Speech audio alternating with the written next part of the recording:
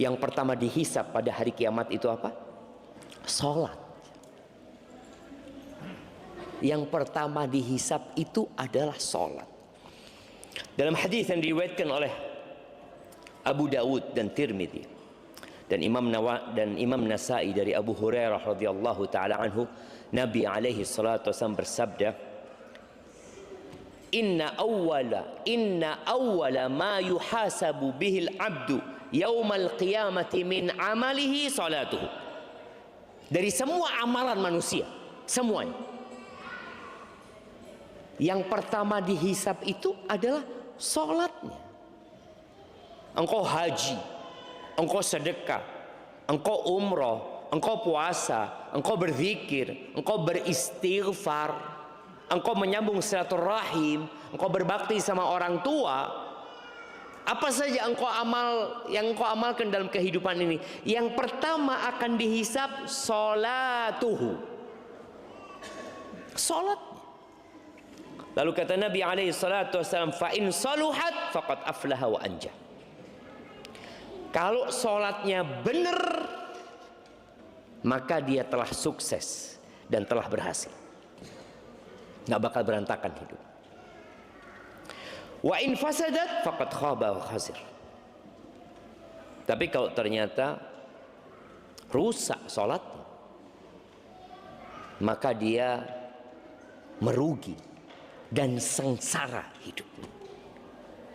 Fa in intaqasa min fardhatihi syai', apabila ternyata pada waktu hisab nanti sholat wajibnya ada kurang.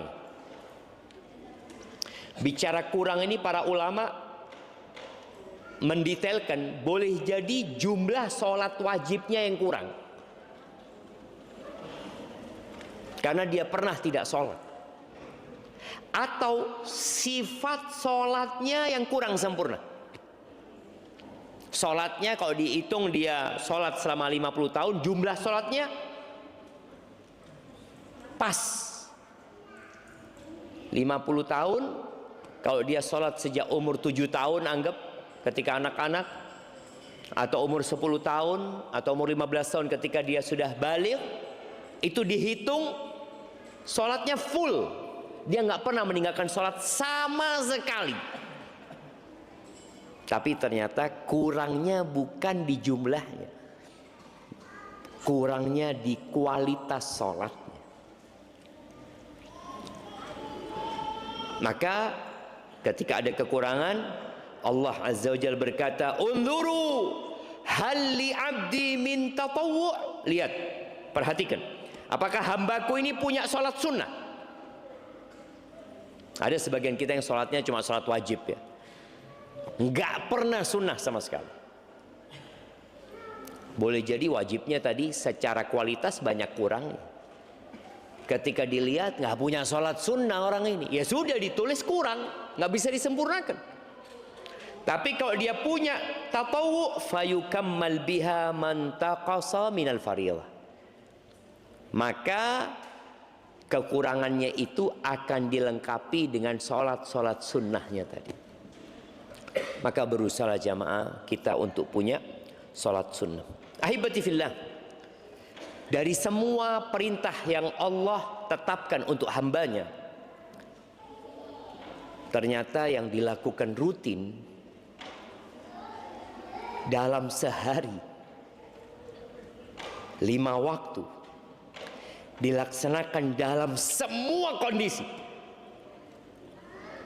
Mau antum sehat atau antum sakit, itu sholat 5 waktu. Antum sakit, di rumah sakit, antum sedang mau dioperasi, wajib nggak sholat? Tetap wajib sholat. Kecuali antum tidak sadar, separah apapun, orang lumpuh tidak dapat menggerakkan kedua kakinya, tidak pula dapat menggerakkan kedua tangannya, dia hanya berada di atas ranjang. Apakah gugur kewajiban sholat? Tidak. Dalam kondisi perang, di medan perang, subhanallah, pada saat perang Khandaq. Umar bin Khattab itu datang, sudah masuk waktu maghrib.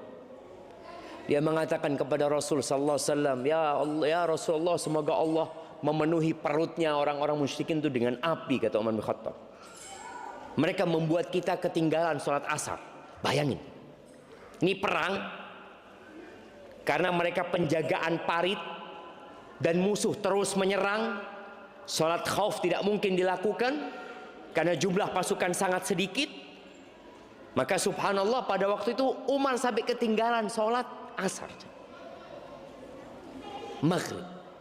Ketika laporan kepada Nabi alaihi salatu wassalam, apa kata Nabi Muhammad SAW?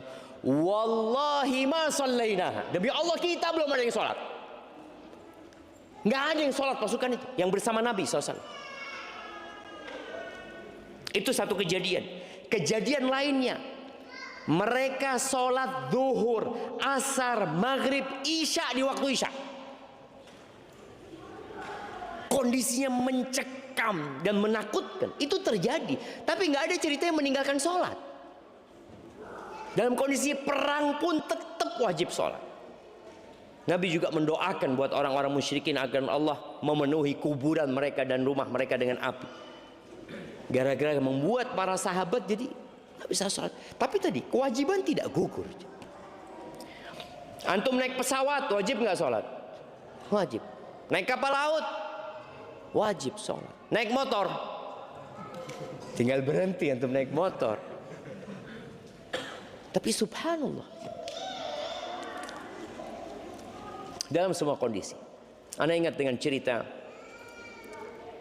Abdullah bin Unais.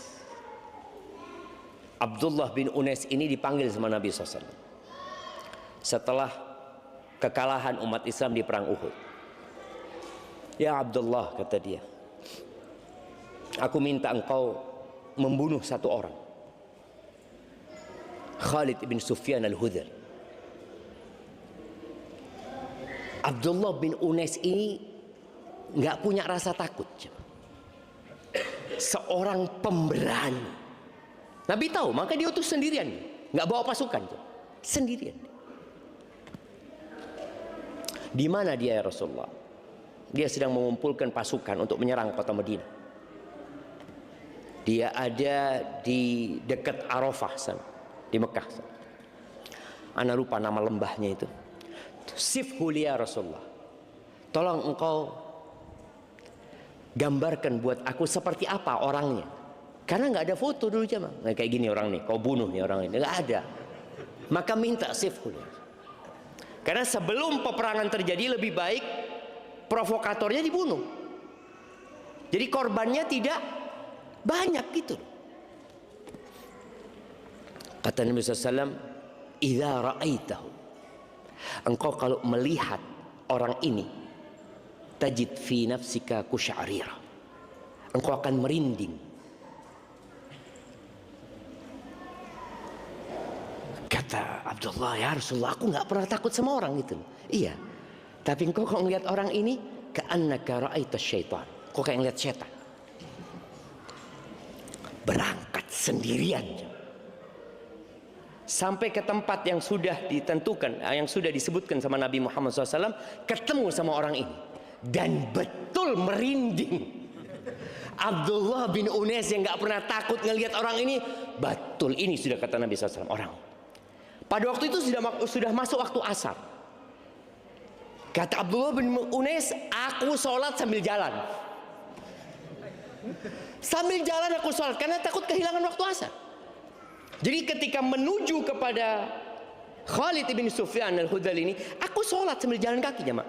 Aku mengisyaratkan dengan mata, kalau lagi ruku, kalau lagi sujud jemaah.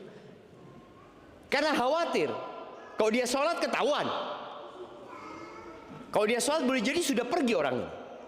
Maka dia sholat sambil berjalan supaya kita tahu kewajiban ini tidak gugur dalam semua kondisi. Dan bagaimana Abdullah bin Unais mementingkan dia sholat. Dia tidak mengatakan aku selesaikan pekerjaanku dulu. Dia nggak tahu kapan selesainya pekerjaan. Dia punya tugas untuk membunuh orang ini. Kapan selesainya wallahu a'lam. Maka dia sholat. Sebagian kita kan nunda sholat, bentar lagi lah, bentar lagi, untuk selesai ini aku akan sholat. Nggak selesai pekerjaan. Akhirnya ketika sudah selesai sholat, dia ngobrol sama Khalid bin Sufyan al-Hudhali. Engkau dari mana? Aku dengar, katanya Abdullah bin Unais, engkau sedang mengumpulkan pasukan untuk menyerang orang ini. Iya betul, aku ingin bergabung sama engkau, kata dia. Oh bagus, kata dia. Akhirnya jalan, ini lagi mau bikin tenda buat ada perempuan-perempuan di sana jemaah. Sambil jalan dipotong kepalanya jemaah. Terus pulang ke kota Madinah. Sampai kota Madinah, Nabi SAW melihat Abdullah bin Unais. Lalu beliau mengatakan alaihissalatu wassalam, aflahal wajah. Ini wajah orang yang berhasil. Kan kelihatan